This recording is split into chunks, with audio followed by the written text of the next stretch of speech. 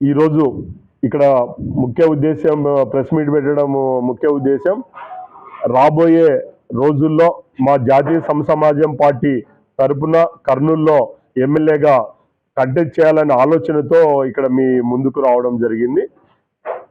ఈరోజు పార్టీలు దాదాపు మన భారతదేశంలో చాలా ఉన్నాయి. ఆంధ్రలో అయితే 100 చిల్లర దాకా ఉన్నాయి. కానీ ఏ పార్టీని కూడా ప్రజలు మనగడలేకి తీసుకుంటలేరు. ఒక బీజేపీ, వైఎస్ఆర్సీపీ, కాంగ్రెస్, టీడీపీ ఈ పార్టీల సైడే చూస్తూ ఉన్నారని అనుకుంటున్నారు. కాబట్టి మేము కూడా కొత్తగా పార్టీ పెట్టి మా ఊర్లో ఎంపీటీసీ గెలవడం జరిగింది. 2021లో మాకు విజయం అయితే స్టార్ట్ చేశాము. దినదర్పడ్ గ్రామంలో ఒక ఎంపీటీసీ 30 ఓట్లతోనే ఓడిపోవడం జరిగింది. కాబట్టి రాబోయే రోజుల్లో కర్నూలులో కూడా విజయకేతనం ఎగరవేయాలనే ఉద్దేశంతో ఈరోజు మేము ముందుకు వచ్చాం. ఈరోజు సమాజం ఎలా ఉంది అంటే డబ్బున్న వాందే రాజ్యమైంది. ఈ డబ్బు లేకపోతే ప్రజలు ఓట్లేయరు అని మనమే చర్చించుకుంటాం. కానీ క్రియాశీలకంగా పనిచేసే వాళ్ళు ఆ పార్టీలకు ఉండడం వల్ల, డబ్బు కంటే కూడా ముఖ్యంగా క్రియాశీలకంగా పనిచేసే వాళ్ళు ఉండడం వల్ల ఆ పార్టీలు గెలుస్తున్నాయి. మీరు చూస్తే గతంలో తెలంగాణలో టీఆర్ఎస్ పార్టీ టీడీపీ అంతా పోతే జస్ట్ 2,000 ఓట్లు వచ్చాయి సిద్దిపేటలో బాబు మోహన్ పోటీ చేస్తే కూడా. అలాగే కాంగ్రెస్ లో క్యాడర్ అంతా పక్కకు పోతే 1% ఓట్లు కూడా ఈరోజు కాంగ్రెస్ 40-70 ఏళ్ళు మన ఆంధ్రప్రదేశ్ లో ఒక చక్రం తిప్పిన పార్టీకి మొత్తం క్యాడర్ పోవడం వల్లనే ఓట్లు రాలేదు. కాబట్టి లీడర్ తోని కాదు, క్యాడర్ తోనే ఓట్లు ఉంటాయి. లీడర్ అనేవాడు నామకవాస్తి. మనం ఏమనుకుంటుంటారంటే ప్రజలు కానీ పత్రికలు కానీ ఆయన వస్తే ఒక ఊపు వస్తుంది అనుకుంటున్నాం.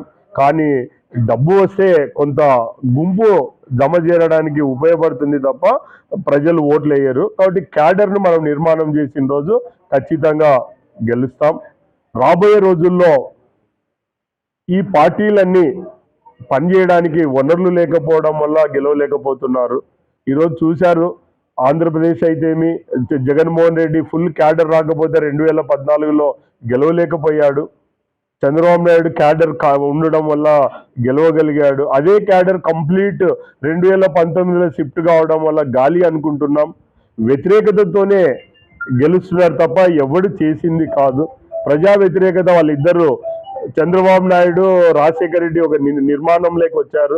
నేననుంటా, నువ్వన్నుంటావు, మన ఇద్దరము ఖచ్చితంగా మనం ప్రజలను, లీడర్లను బయటికి పోకుండా చూసుకుంటే సరిపోతుంది.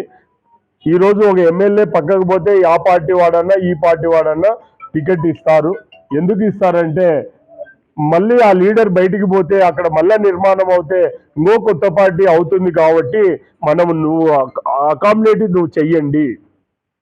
ఈ లీడర్ అక్కడ వస్తే మళ్ళీ ఆ లీడర్కు యువతల పార్టీ టికెట్ ఇవ్వండి అని వీళ్ళిద్దరూ డిసైడ్ అయ్యి ఈరోజు రాజకీయాలు నడుపుతున్నారు.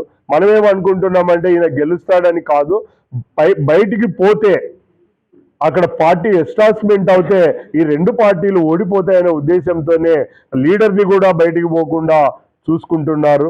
లీడర్ని కంప్లీట్ డ్యామేజ్ చేసినప్పుడు మాత్రమే, డబ్బులు లేకుండా క్యాడర్ లేనప్పుడు మాత్రమే వాళ్ళు టికెట్లు ఇవ్వడం లేదు.